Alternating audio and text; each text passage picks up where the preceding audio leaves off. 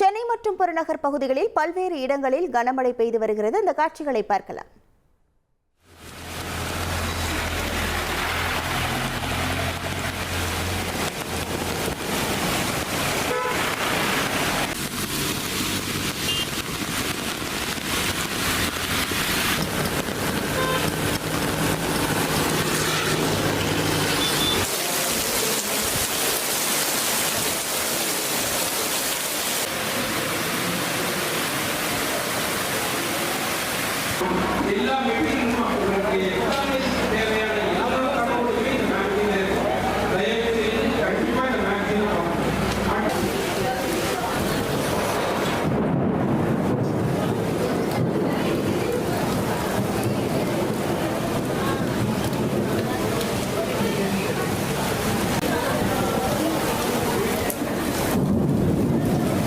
உங்க வீட்டு மொட்டை மாடி உங்களுக்கு கை நிறைய சம்பாதிச்சு கொடுக்கும்.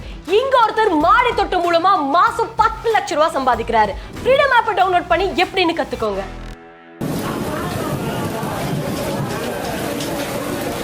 இது குறித்தான முழு விவரங்களோடு இணைகிறார் நமது செய்தியாளர் கார்த்திக். வணக்கம் கார்த்திக்.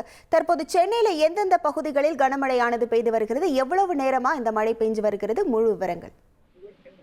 வணக்கம். தென்மேற்கு வங்கக்கடல் பகுதி நிலவும் ஆழ்ந்த காற்றழுத்த தாழ்வுநிலை காரணமாக சென்னை, திருவள்ளூர், காஞ்சிபுரம், செங்கல்பட்டு உள்ளிட்ட மாவட்டங்கள்ல கனமழை பெய்யக்கூடும் என வானிலை ஆய்வு மையம் தெரிவிச்சிருந்தாங்க. இந்த நிலையில சென்னை புறநகர் பகுதிகளில் நேற்று இரவு முதல் கனமழை விட்டு பெய்து வந்தது.